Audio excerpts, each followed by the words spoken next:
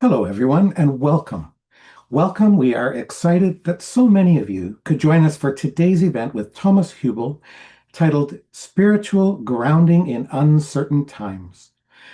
Hello to the many Mystic Café members we have here with you today. It is great to have you here. I am Ben. I'm your technical host for today's event, and it's such a pleasure to be here with you. Just a few quick technical announcements as we get started. Closed captions are available in Zoom. You can make those appear by clicking on the CC menu option at the bottom of your Zoom window.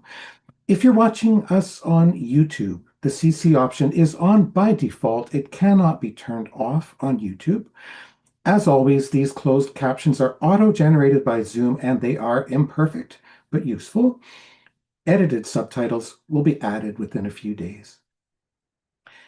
If you have any technical issues or questions, you can email our support team at onlinecoursesupport@thomashübl.com.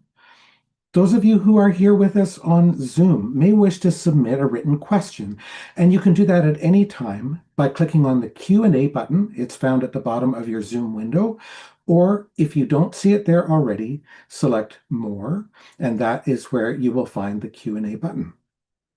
So now, to get things started, it's my great pleasure to turn things over to Anna Molitor. Anna is one of Thomas's senior students, and she'll be bringing Thomas on with us momentarily. Over to you, Anna. Thank you so much, Ben. Hi, everybody. Welcome to our members and to all of you listening to this webinar with Thomas on the topic of spiritual grounding in uncertain times. We're really happy that you're joining us today, and welcome also if you're listening to the recording afterward.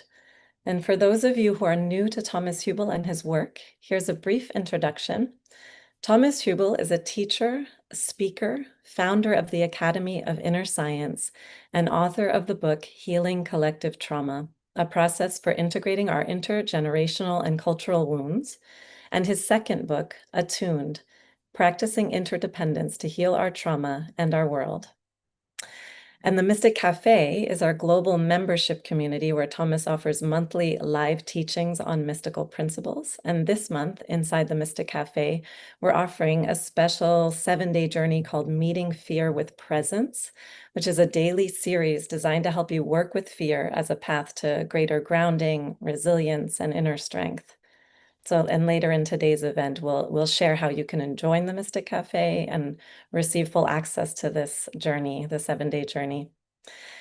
So we received almost 200 questions for today's event, and Thomas is going to be answering as many as time allows. And while we might not get to your specific question, we trust that the ones shared will speak to common themes and that you'll find resonance in the teachings offered throughout this hour together. And Thomas will speak to some of the questions just in his introduction as well. And so with that, I'd love to welcome you, Thomas. Thank you, Anna. And hello, everybody. It's good to be here. Yeah, hi Thomas. And when we were reviewing all the questions that people sent in, one thing that also came up is that there's just a lot of different ways that fear shows up in people's lives. And some of the fears were specific concerns in their lives. Some expressed how world events were making them feel fearful, and others felt kind of a general anxiety, didn't know why they were so fearful. So I wonder if you want to start and just speak a little bit about fear, what we can understand about fear, and maybe a new way that you're looking at things as well, what you have to share with us. Yeah, thank you, Anna. Yes, well, I think let's go on a small journey together and say, okay, what we are seeing right now, and maybe what's the alchemy, and what's also the evolution or the development in the current moment. And when we look back millions of years, like surviving and the fear of not surviving, like drove our lives through different life forms. And so it's deeply ingrained also in our bodies, in our nervous systems, and we all know it, and it became very popular. We talk about fight, flight, freeze, fawn, like the basic functions of our survival-based functions of our nervous systems. Like we all experience those in milder or stronger forms, and when we get really stressed, so this very exaggerated, escalated, and it needs a lot of practice to stay regulated in more dysregulated times. And so when we look at the fuel of evolution, how fear is also a fuel, and that I believe our evolutionary moment is a switch of the fuel. It's not just switching from fossil fuels to a new form of another kind of fuel. It's also that we are switching an internal motivation into a new collaborative agency, like a co-agency. And agency means that I feel in myself, I have the power to co-create the world together with others. And I feel that as the hope of this moment. And in a traumatized world, because in the trauma, life says, here and now, life is not good for me. So not here, not now is better. But when the pearl of hope lies in the future, that I'm hoping for a better moment in tomorrow, in a year, in 4 years, it's going to get better, then I put the hope, the pearl of hope in the future, which means is a reflection of my past. And so what does this have to do with fear? Like when we look at a seemingly small situation that maybe some of you have heard me say in other contexts. So when my daughter comes to me and says, Daddy, I'm scared. And I say to her, oh, don't be scared. Everything's okay. So what did I just do? I devalued her emotional request. I gave her an intellectual answer when actually she asked me for an emotional need. So when in the second version, there are of course multiple versions, but in the second version that I want to bring now is when she comes, Daddy, Daddy, I'm scared. And I turn to her and say, yes, I feel you're scared. Come to me. Come.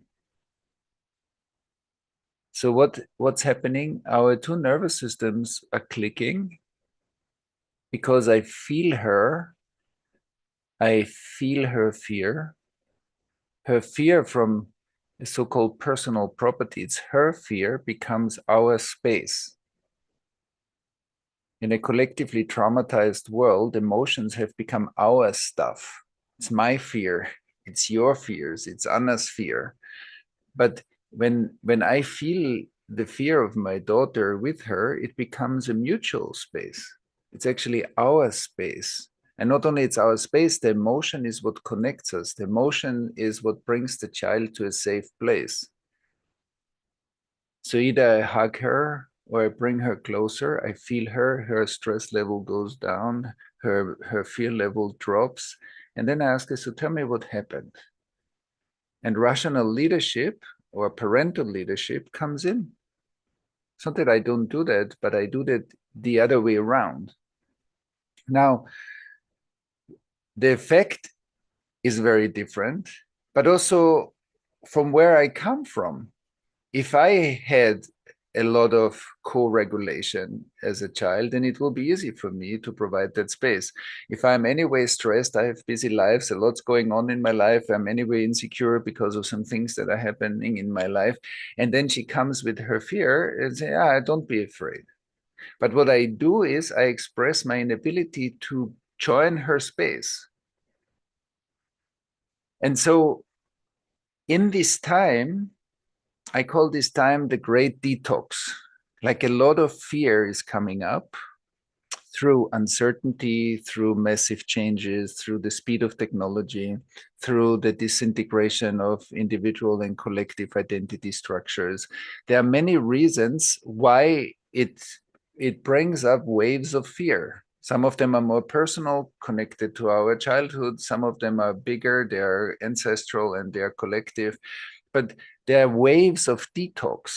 And I think in order to go through this phase with more resilience, when resilience doesn't mean, I need to stand this even longer and tighten up, but when resilience means, I can digest the fears that come up, but in order to digest them, I need to depathologize what comes up in me, that it's not a bad thing. It's the fears where I didn't have somebody that says, I feel you're scared. Come. Let's be with this together. The fears that usually bother us are the ones that as children already, or in very traumatic circumstances, we needed to shut down. And now it seems like they're coming back cyclically, and I'm afraid and insecure again and again and again. But actually, the splitting off is why I say, without this, I would be so much better off. Without that fear, my life would be so much better. I can say this only because I made the fear an it. Otherwise, it's me. It's maybe a younger part of me. It's in me, in my mature self. My fears are in me. It's not me fully, but it's in me. It's not like my liver that I say, I want to get rid of my liver. No, I would never say that. But with emotions, we say that because we split them off already. So if I want to get rid of my fears, I don't want to have them, I do the same what happened already. It's the recreation of the original trauma. So what we need is exactly the opposite. How can I invite this more in? How can I be the voice that says, come? How can we be the voices for each other? I don't need to do this all the time alone. How can I look for who are the relationships in my life that are supportive, where we can say, yes, we are scared, and it's okay. And how can we create communities of support That is exactly what we need in this time. We need mutual generosity, because fears and crises are usually based on scarcity. Something is not enough protection, not enough love, not enough resources, not enough. And this is the message, the letter that trauma leaves on our desks. There's written not enough. And we can either perpetuate the not enoughness, or I can see, okay, sometimes I really need and I really feel there is not enough. That's okay. But sometimes we can be somebody that says, come, to our friends, to colleagues, to people around us, to our children, come, I feel you're afraid. I feel you're scared. I feel you're ashamed. I feel you're angry. And find a way to make the emotion and the experience a shared space. So in a collectively hurt world where we have all been born into a world that was already traumatized to a certain extent, at least. And in that world, personal properties that we call my stuff or your stuff, that's very hyper individualistic. That's one version to look at it, but I believe it's already based on the trauma separation of humans and nature, humans with each other, humans from spirit. We feel loneliness has become our prison, and we are the hostages of our own split offness, and there we are stuck. So to dispel that or to remedy that is to reestablish connectivity, connection, relationship. What can return back into relationship can heal. And so when we look at the evolutionary ladder, I believe we don't know yet what this moment is birthing us into. We cannot know the future. It can just emerge through us. Otherwise, we are trying we are applying actually two trauma symptoms. Either it's indifference and I check out, or it's hyperactivation and I want to control what we become. But co-agency, true co-agency, so that the pearl of wisdom is in the present moment, the pearl of hope in the present moment, this is something we need to be born into. And the great detox has the fuel for it. So there's fuel in climate fears. There's fuel in concerns about uncertainty. There's fuel in the concerns about economical futures. But the important thing is, if that's a shared experience, then we call that resilience. If we stay in the fragmentation and the lonely self, the separate sense of self, then obviously it's much more suffering. So that's why I often say this is a moment where intentionally coming together and having spaces to detox together is, I think, a new emergence where we, through detoxing together, what happens when we detox? We become more reflective. We see that many of our fears are actually the past that is screaming in us, and not really a fear about the current moment. There are fears that are really about current dangerous moments, so that's very good. But there are many fears that are cyclic in nature. We know those already, coming back again and again, just with different thoughts, with different moments, with different, I'm afraid of this here, I'm afraid of that there, I'm afraid of that there. It's like a cycle. And once I identify the pattern, I know, oh, wow, that has nothing to do with the current moment. That has something to do with my past. And I need a way to slow down, to let the past show up more, but in a way that I can digest it. And if it's too overwhelming, I need professional support. When I can be with it, I need maybe friends and relationships and community to digest it. I need a spiritual practice to be mindful enough to slow down enough, because when the past shows up, it shows up as stress. as dysregulation, as fears, for example. And so we become faster or tighter. So what do we need?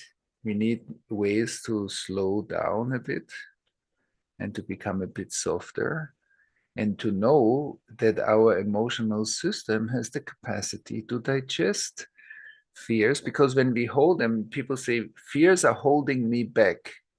But actually, the reverse is true. We are holding our fears. That's why it looks like the fears are holding us back. It's exactly the reverse.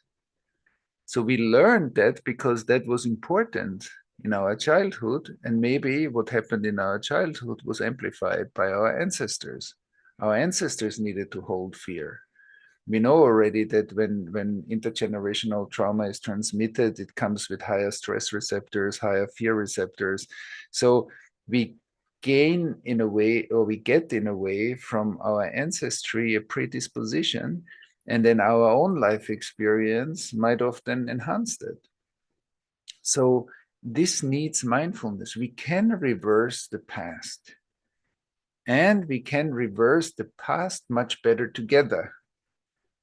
That's very important. And we have the remedy.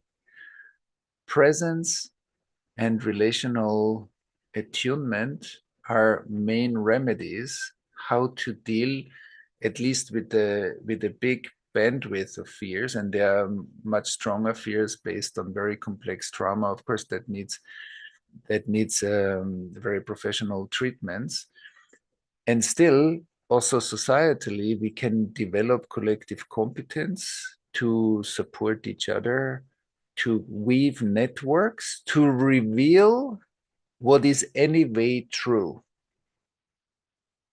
We are not working our way towards interdependence or intraconnectedness, that we all live in each other. We are intraconnected. We just activate our awareness of the interdependence. We are all interdependent.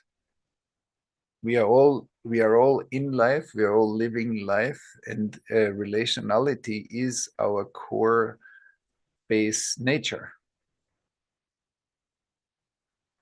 And so when we notice that the defense that trauma needs is pushing hope into the future, because in the traumatic moment, the future is really the better place than sometimes here and now, because here and now is so painful. So we honor that. We don't demonize that. We don't pathologize that. But through awareness, I can see, oh, wow, a lot of my life is potentially in the future, which means I need to find ways how to bring hope back into the agency, that I feel, wow, I can do something now. Even if it's small steps, I can engage, I can contribute, I can do something in my inner world, and I can contribute to the world. And that bringing back of hope is giving us more energy to respond and be engaged in the current situation, even if it's uncertain. Uncertainty is not that we don't know where we are going. No. Uncertainty is not knowing, but not knowing is the gateway how the future can appear in us as emergence. And that's a spiritual capacity that some people have very strongly developed anyway. Some people develop through their spiritual practice. Uncertainty only means that the old ways of doing things are not predictable anymore. That's what uncertainty means. It doesn't mean that we cannot intuit, feel, or allow to emerge impulses that are the future. Innovation is an impulse that is the future. That's different. Uncertainty just takes away the forward projection of what we already know. And that's scary, because if the path that I walked until now stops here, I don't know where to go. But that doesn't mean that my life ended. It just means that the path ended. And so this this is very important, that when I feel fear because of uncertainty, I feel fear, and my mind will tell me all kinds of ideas why. But the fear, when I tend to it and I allow it to melt in myself, shows me, wow, I can ground myself even deeper. My mindfulness or presence gets even stronger. And from that place, I'm more connected to the emergence, to the real future, not the forward projection of my past, the real future, which is the innovative, creative capacity that is inherent to everybody.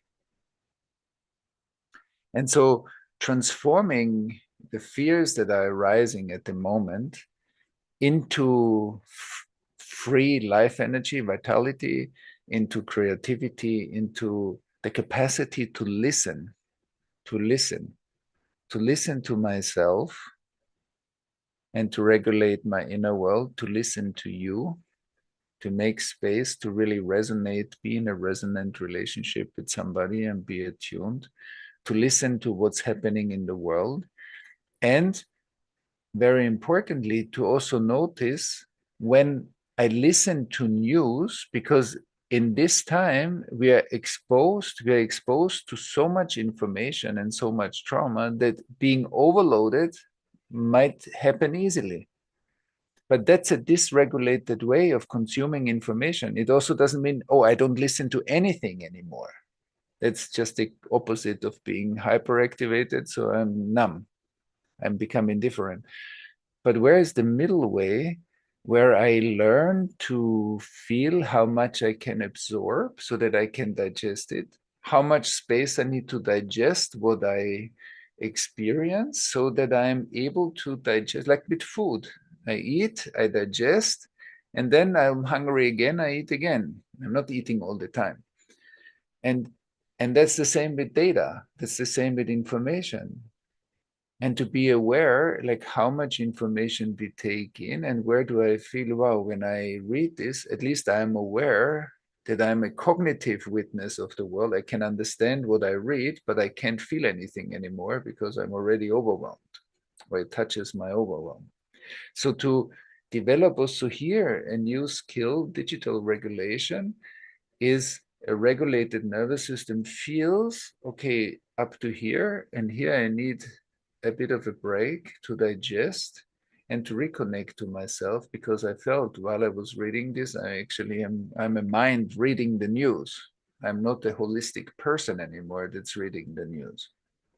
And that shows that our emotions and our physical experience is already in a state of overwhelm. So I'm not anymore a full human being participating in the world events. And if that goes stronger and stronger, it just activates social fragmentation, polarization, and othering more and more. And I think that's also what we see in the world. So regulation is a very important word that is a training.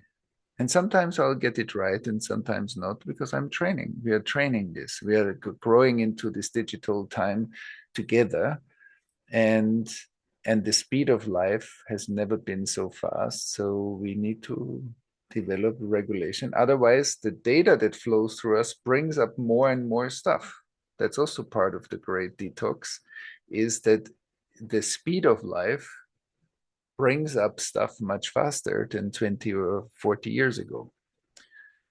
And I think if we bring all of the things together, we are seeing that this is a special moment. I think this is a very important moment where inner practice is very important, to see, wow, whatever we reflect on, we can digest and integrate, becomes the soil for the next moment, for the next generation. That is sustainability.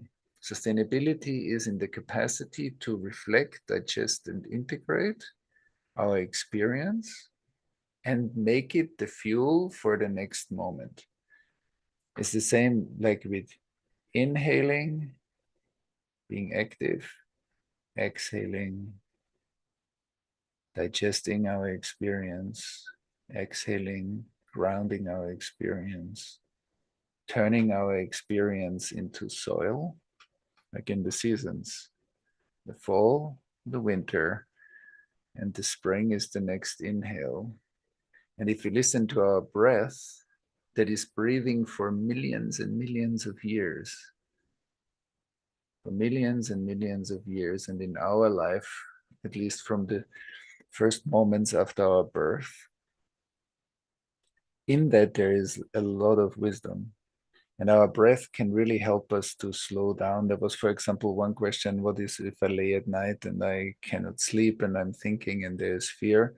Yes, learning how to slow down and to slowly disconnect the thoughts. I see my mind thinking that, but what I am is I am afraid.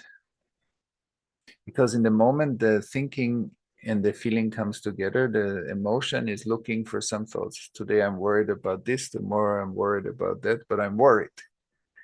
That's universal to different moments. I'm worried. So the fear is the root and is the fluid, and the cup is my body. So I will look to ground my fear through the body, and my breath can help me to slowly slow down when I exhale, and I exhale a bit longer and slower. And I don't go to the thoughts if I can. I see, okay, that's what I'm thinking. I focus on, I see I'm stressed. I feel that I'm stressed. I'm afraid. I say, yes, come, come. I can be here today with myself and slow down my stress, and like this to create a different cycle, because my thoughts and my fears will reinforce each other. If I can let go of this a bit more, and I can ground myself and slowly digest my fears, soften, and then I can ground myself, and that can take my stress level down, and then maybe I can also sleep better after, and it helps me to slowly disconnect these loops that we are in. And so that's just one practice, because we saw the question that came in. And so to summarize this, and then we will tend to all the questions we can cover right now. So to see that, I think that there is a special moment here, and we are going through a strong detox phase collectively, like as if archaeological layers in humanity are coming up, and through the speed of life, they're coming up much faster than previously.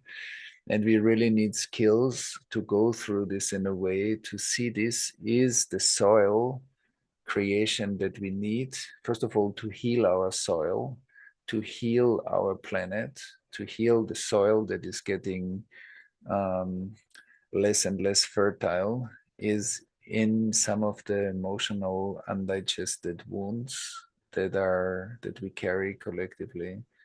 And turning that into soil connects us more to nature, connects us more to our bodies, allows us to be more regulated and more responsive, and hold space for each other. And I think every time there is a crisis is based on scarcity.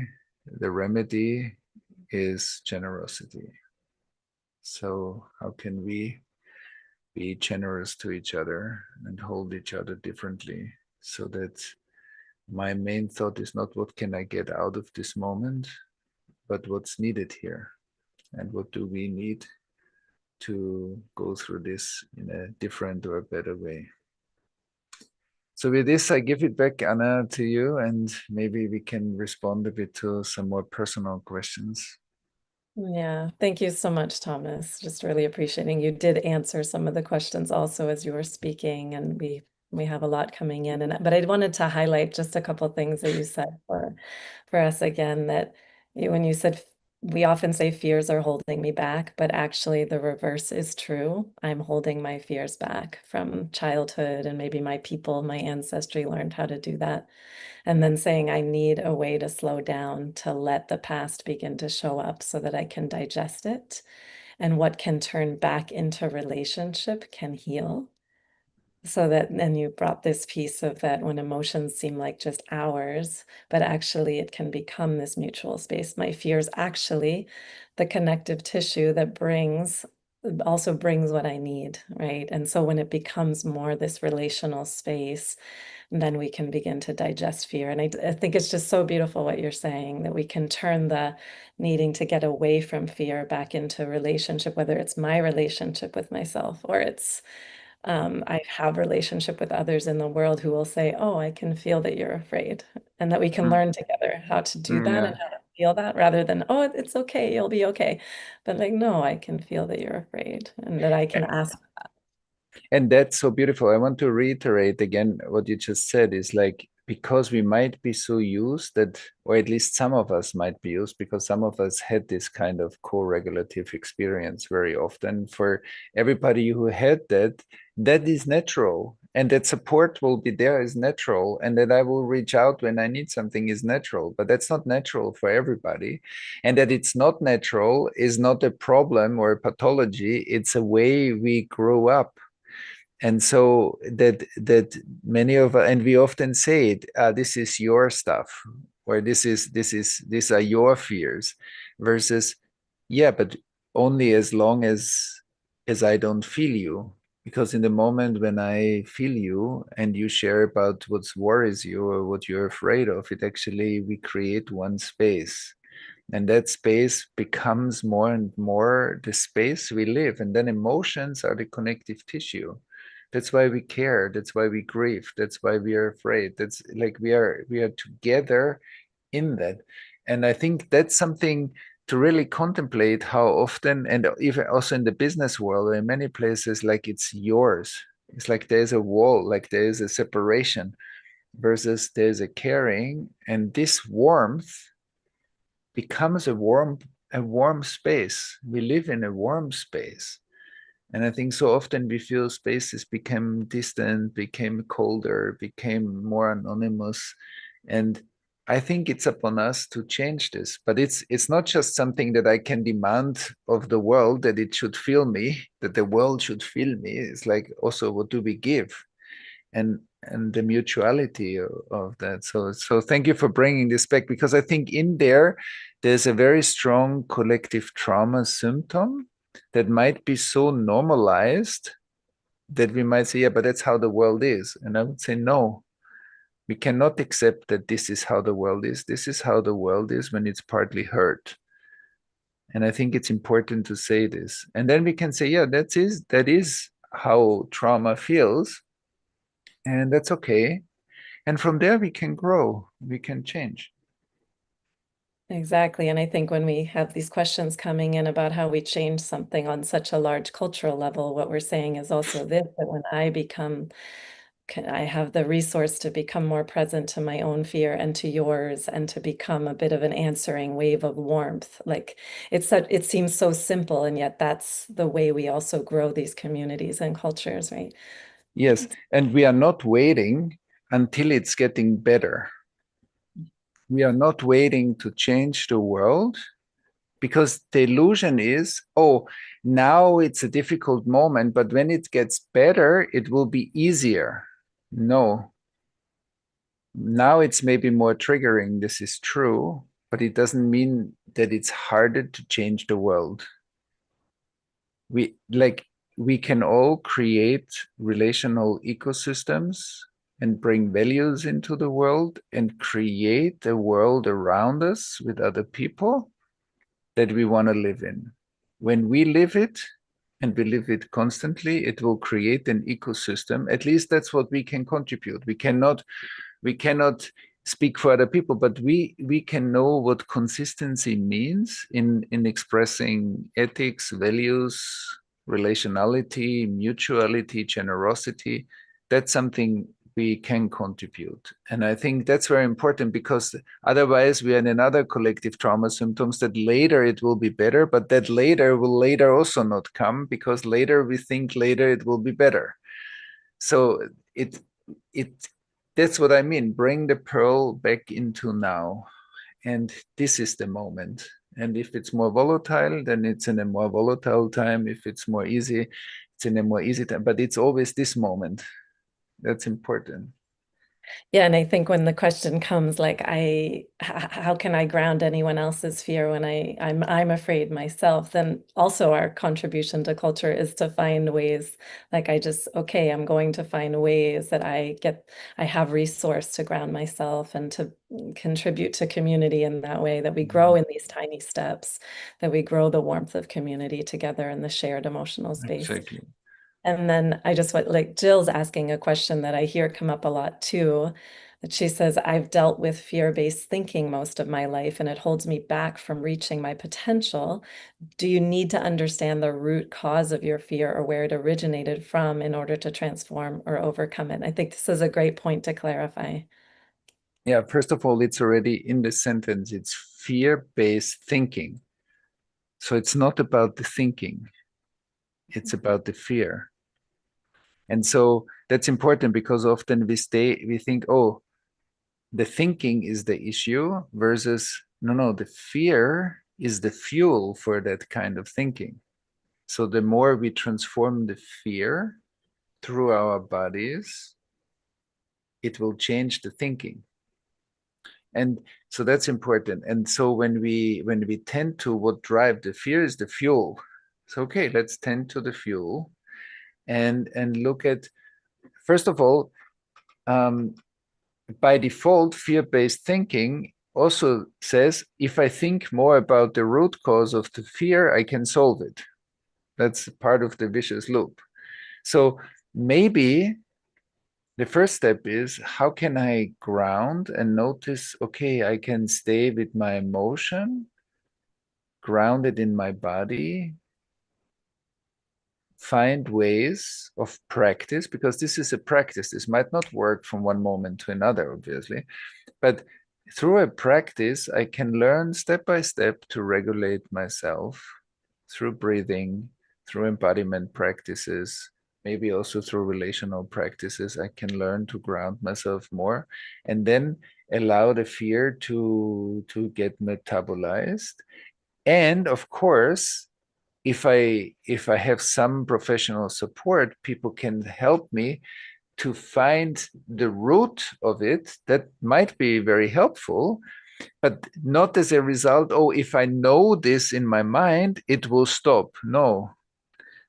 If somebody can help me to go to the root and feel it, I digest the fear, I integrate the fear, my body relaxes deeper into my embodiment, because when we have fear, we go up and out. So we are naturally overthinking. And when we ground that stress, we come back in and down, and I feel, wow, actually, it feels lovely to be in this body. It feels warmer, more grounded, more regulated. And so, if we say on that level, we find the root, then it's amazing, of course. Like if you find a professional trauma therapist that can help you to find the root like that, that's great. But if I know the root, then I just bypass my emotion, and my emotion will stay in place. Yeah, then I know more about my history, but it won't resolve the issue. So it really needs also a felt sense awareness. And what helps, I think, are practices that help us to be more in touch with our bodies, find the resources in our bodies, learn how to ground myself, and then in a pendulation to be more and more able to be with the fear and ground it more. And if that's too much for myself, of course, then I need to reach out to somebody to support me through that phase. And that's actually very responsible. I'm able to respond to my need, and my need is that I need to do it with somebody. Why should I do it alone? So that's also important. Yeah, and I think in healthy community, we also notice that when I have a need and this response comes, it actually weaves, like you say, it weaves a deeper intimacy amongst us. When we have the space inside to respond to someone, the asking is also part of how we find our place in community and how we Mm, belong to each other and care for each other in ways that sometimes we're losing a bit in our hyper individualized world, that this warmth actually brings joy to us in many ways.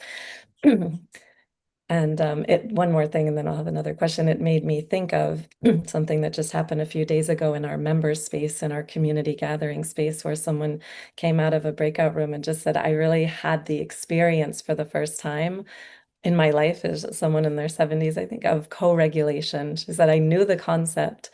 And she said, and they didn't do anything. They were just there. Like they just were mm, present and they were real human beings and they were mm, with their own emotions and they were with mine. And it mm, was like, she said, there's hope for the world. And I just want to say that again, it's like the simple, like this unit of relating. If we really come together in these ways, it doesn't have to be a big, highly trained skill. Of course, there's layers. But when we come together in a certain way and we're just listening to each other in the present, when we like really practice with being here, that has such an effect, even as strangers mm, come together in a mm. breakout room on Zoom. I've seen it again and again. So I just want to name that that's already weaving something, even if you say, well, I don't have people around me who can do that. We build ways together. It can be very simple. Yeah, and just saying to this also that our biology is is built that way. So maybe we don't have these highly trained skills like people that work professionally with that, yes. And we have human skills that many people carry in some way, that when we come together in community, and I've seen this also, we have seen this over a long period, over 25 years, we have seen communities come together and be able to develop that space that feels safer and safer, to be able to drop in deeper and deeper. And I think there is something about trusting also in the human capacity, that we have been built for relationality for a very long time. And maybe also to say that we can notice in ourselves, like when we listen to somebody, and listening can be very simple: listening, witnessing, resonating. And often we prevent that through giving all kinds of advice to each other and telling each other what we should do, versus just be there and listen and feel. And then when that happens, our nervous systems are millions of years old. They can do this. And so I think it's also about developing a little bit of awareness how we sometimes avoid these moments, or when we feel it's getting too much and then I want to say something, versus, oh, I can just be with you. And the simplicity holds a lot of power. Yeah, Exactly. And even if I'm with you and I notice, oh, it touches a bit my fear and I go a bit away, but when I notice that, again, there's a warm space, me with myself and my leaving and with you, and it all kind of exactly. has, it doesn't have to be perfect, right? With this Exactly. humanness that we know from, yeah, thousands of years, that we actually have that built-in co-regulation, and our, traumatized culture has kind of narrowed that down, and we Mhm. don't do that as much as we actually have the gift to be able to, Mm. maybe so. And Jody here is asking, for me, it's difficult to distinguish my fear, if it's coming from the past, from external fear, from other people, friends, collective. How can I recognize it? What's happening? Yeah, the ground rule basically: in doubt, come back to yourself. So the first rule I would say is, if we cannot discern, okay, it has something to do with us personally. If I don't know it's if it's collective, if it's ancestral or from other people, so it's from me. Why? Because I cannot discern. If in my personal experience I'm grounded, I'm spacious, I feel open, then I know, then I can sense more clearly what's happening. If I cannot sense more clearly what's happening, so it's better to start here and say, okay, so obviously because I don't know, it shows me that there is a personal part participating. Even if there is more to this, it doesn't really matter because I can't discern it. So I often say, when clarity means it's clear. And if it's not clear, it's clear that it's not clear. And if it's clear that it's not clear, come back to yourself. And then establish a self-contact, say, okay, I feel fear. So obviously it's also uh, at least partly in me, that fear. And if I tend to that and work on that, so then I develop more grounding and more base. And from there, I'll have more discernment to feel into, maybe there are also other, maybe there's also that my grandparents in the war have been very afraid, and that still echoes in me too. That might be true. But that's why I say, in doubt, let's come back to oneself, ground oneself, feel your own self contact, ground the fear in your own experience, soften, let it digest itself until you feel you can ground yourself, and then the fear decreases its intensity and starts to turn into joy or into presence or into availability.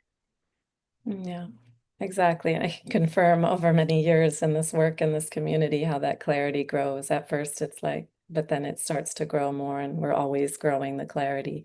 Mm-hmm. Yeah, but and that also when there's like the real care to open the pathway of grounding through my developmental, my early life fear, then there is a pathway also for the fear of the ancestral fear, the collective layer to ground. Like I know already my system knows, or my system knows how to share it to open to the shared space. And so those other layers have a way to digest also. And if I work with other people, I also have that pathway in my system. So their fear can ground more in my field. So I think it's really beautiful when you say, like, start here and you'll know. It's true. You'll know when there's enough of a grounding in that you start to distinguish the other layers. Mm-hmm. And we also feel that, like, when we are centered, and centered means we call this in our work like a 4-dimensional experience. What does that mean? It's kind of 3-dimensional feels embodied. I feel the world through my body. When the world becomes 2D, it's like a poster in my mind. So then I don't feel you, but I can think about you. 3D means I can feel you, and 4D means I have inner space. I have enough space that I feel spacious, related, open. I can witness my internal process. And so when I notice that I am in such a state, then the likelihood is very high that when you tell me about your fears, I can feel your fear with you, but it won't trigger me. It won't interfere with my fear. When somebody is very scared and it touches our fear, we feel, oh, we are like, I get also a bit scared or stressed when you talk about this. Then I know, okay, it's like this is your fear triggers my fear. But in a space that is grounded, one person can stay grounded, the other person can feel the effect of that in their nervous system, and it helps them to create more safety and to co-regulate together. And that grounds in the other person the fear and the stress also, and it has a kind of, it transmits itself in a way. And then we can look at, okay, let's have a look when that stress and fear level decreases. Okay, let's see how we can solve the current situation. So then we are also in a better state to problem solve. It doesn't mean that the problem, if there was any kind of challenge or problem, doesn't mean that it magically disappears, but we are in a different state to deal with it. And we have more resources to deal with it, to see, because sometimes when we are stressed, we become like in a bit in a tunnel, and we don't see many options we have. But when we are more open, you say, okay, I have more options here. So what's the best thing to do? And what's the support I can bring in to do this if I can't do it alone? And that's amazing. So it doesn't mean that magically, oh, when the fears disappear, the situation is not there, but we have a different capacity and maybe maturity to deal with the situation. Yeah. Yeah, and you kind of just answered this, but I want to bring in Wesley's question just to name it in the field here. And if there's anything else, what Wesley was asking, how can I strengthen my ability to come back to myself? I notice that fear comes in from others, that I become dysregulated. I'm easily recruited to the fear energy of the collective. I know that I need to come back to myself. However, the pull of fear is so strong, I Yes. lose my footing. And I hear this a lot. Yeah, Yeah. yeah. But the fear doesn't come in from others. Maybe other people's fear trigger my fear, because otherwise my attention is with the others instead of, and it seems like a small thing, but it is a difference in the experience to say, oh, when other people are afraid, I am also afraid. And if I can say I am also afraid, that's okay. I'm here, and I can be a space for my own fear. Then it's not so much connected to the other people. They're just a trigger for it. Because otherwise it seems like, oh, there's something outside that causes this. And that's not it. There's something inside that causes this. And this I can be with. And then I have more capacity to be with other people. That's very important, because when the focus is there, then here is less power. When the focus goes here, here is more empowerment, and then I have more resources to bring back into the world. It looks like a small change, but there's a bigger change of attention in the process. Mhm. Exactly. And I think that's so clear. And I have these conversations a lot where, it's also people are saying, yeah, and very scary things are happening in the world. And still, it's so important to see in what part of me it's landing and what part is overwhelmed. And so that I can be in the present with that in a different way through exactly all the things that you're Mm. talking about, even more so that we need to learn to regulate fear and be with each other in that way when things are really challenging, and so that I can be a presence of grounding in the That's right. midst of that. Yeah. That's right. And and Michelle is actually asking something about that too, that she's saying there are things going on that are in fact frightening, and it sometimes require a quick response more or less in the moment. Is the process of processing fear in those cases different from what you're describing?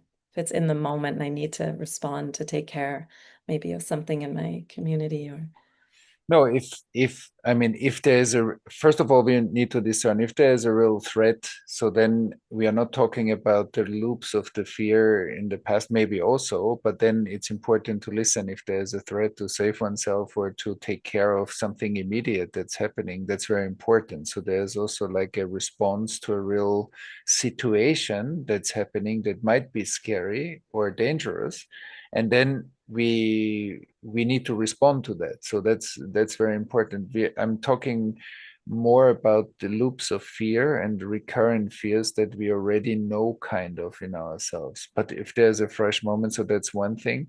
And also, if there is an urgency to act, then we can only say, okay, I notice that I'm afraid. Maybe I take a breath, I respond to the situation, and then I take care of the fear afterwards. But I need to respond to something that's immediate or urgent. Or if I work in a job where this comes up more often, so then of course this needs me. But I need to see that developing, turning our own past into wisdom is a path and not a quick fix. And so I just need to know, how am I on the path? That's very important. Like, what's my practice?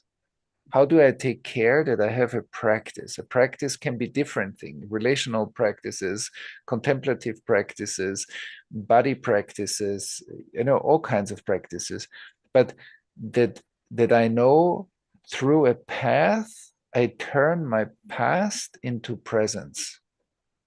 And I need a path. And then over time, I will see that in those moments, I will respond less from fear and more from presence to similar situations that before scared me.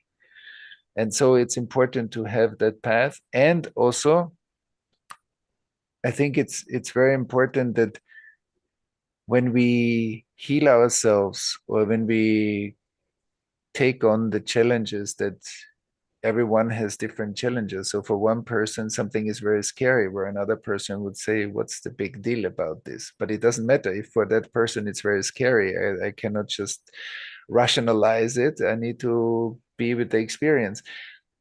At the same time, if we have a path, we can transform this. And if our path is also grounded in a bigger existence than my individuality, that's why I think spirituality can be a bypass. For some people, it's also a bypass to not deal with the issues of the world and stay in some concepts about spirituality.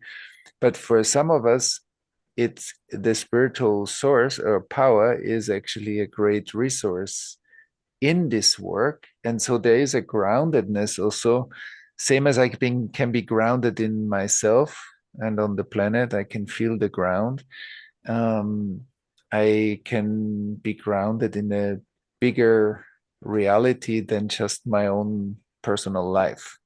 And I think that's also why many people, practice the spiritual practice and tune in here also. And there is a power in the spiritual practice that is a very precious resource too. Yeah, absolutely. And I see the time. This is one of my favorite conversations. I'm sure there's so many more questions, and we've had people asking for practices and tools they can use in the moment when fear comes up. And I'll just say a couple things and then come back to you for anything you want to add. But just to say, of course, for everybody who's here, that these are the topics that we're just covering and looking into in the Mystic Cafe each month. And then later this month, we are focusing on meeting fear with presence in our 7-day journey. So yeah, you can think about joining us because we'll go deeper into that. And we do have a community space where we meet to practice the questions with each other. We actually get to be in small groups together. So that's one thing just to say for those of you who still had questions. It is an ongoing journey. And Thomas, do you want to say anything more about that Yeah. before? Yeah, I want to say something about the overall journey. And I know we all have different challenges, and some seem bigger, or some are bigger, and some are smaller. But those challenges, I think once we can change our relationship to the challenge, and see that as we step by step, and sometimes it's small steps. Healing doesn't work for everybody in the same way. So sometimes it's smaller steps, sometimes it's bigger steps, and it changes in our own journey. It's not always the same. But I think there is a beauty, and hopefully a shared beauty. So when we join each other's paths, and we have seen many people, thousands of people, or tens of thousands of people in programs and groups and community spaces, like healing together. I think there is something so beautiful and powerful and graceful in being part of the self-healing mechanism of life. And I think that's very important to remember. There is something in us that wants to heal. And we need to, and we are enablers of that. We can create circumstances that strengthen that self-healing mechanism. Like when somebody cuts their finger, and it heals because the body learned to heal over millions of years. There's millions of years happening in this healing process. And the same is true for our psyches, the same is true for our cultures. There is a self-healing mechanism. And I think the art of healing is to enable that self-healing mechanism to work, because it lives in all of us. It's a big ally. And so there is a wisdom. Life knows how to heal itself. And when we listen to that and we begin more and more to trust that, then we see, wow, our challenges are part of that big journey to turn that challenge into wisdom. And I think there's something very beautiful and gracious and blessed in it. And not to forget, it's not like running a marathon. First of all, we don't need to run alone. And secondly, it's not about the end, it's about the way. It's like the walking is it, because the end is often the forward projection of our past, but the walking is actually what makes us present enough to make the next step and the next step and the next step and the next step. And if we can make those steps with each other, I think that's very, very powerful. Yeah, that's beautiful. And I can say I've gotten to see up close and intimately the power of this, like of what happens when we really practice in this way, in the simplicity and in the depth of this and in the warmth of community. It really, really is possible. And yeah, so I'm bowing to also thank you so much for calling us into this work and calling this conversation today, that we can kind of speak to more of us and feel the community that's gathered in this question. Like everyone who's listening and listens later is gathered and called to this question as part of the collective that's listening and part of that self-healing mechanism that's activating in us, even if I'm called through my own fear or I'm called through being with others. So just wanting to really honor all of you who are listening and called to this. And do you have one more thing to Yeah, I say? have one more thing. I know Okay. the time is over, but still it's so exciting. Like is like the that we know that our questions are walking us. Sometimes we wonder, oh, why do I have all these questions? No, but our questions are walking us. This is how evolution works through us. It's living questions. And it's not only one rational question. It's our life brings forth many questions, and those questions are precious. They're not stupid to have. And even if it sounds like it's very simple and other people are so much further ahead and I'm the only one that's dealing with this, in our groups, we can show that, like, how many people raise their hands when we just, and who knows that too? And so many hands go up. So that, first of all, we are sitting in the same boat with similar questions.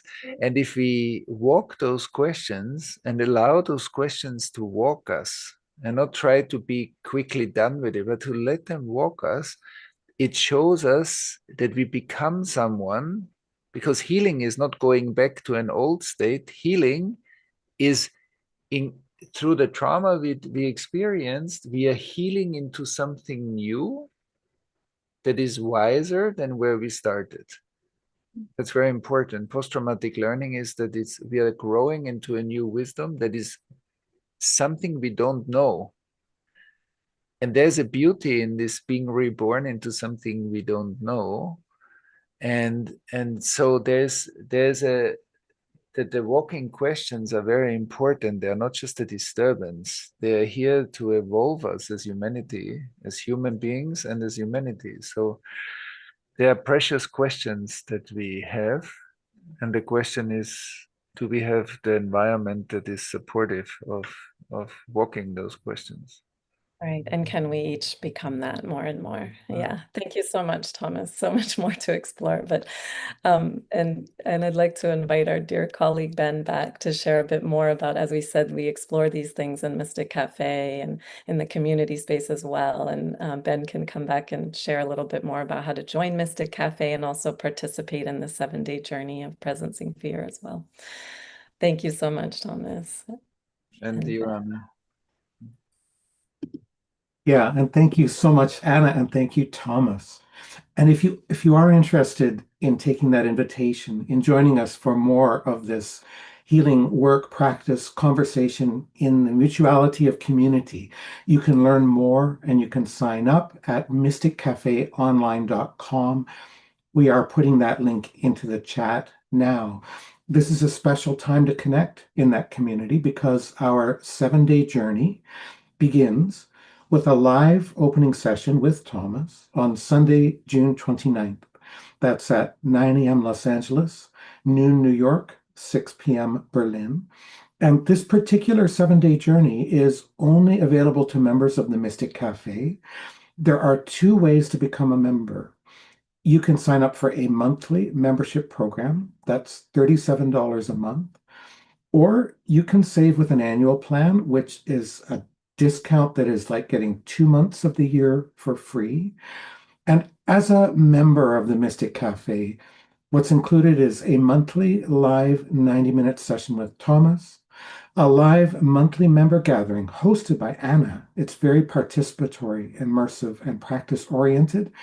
Plus, you will have access to a rich library of teachings and meditations from Thomas, including a year's worth of past Mystic Cafe session recordings that are only available to members.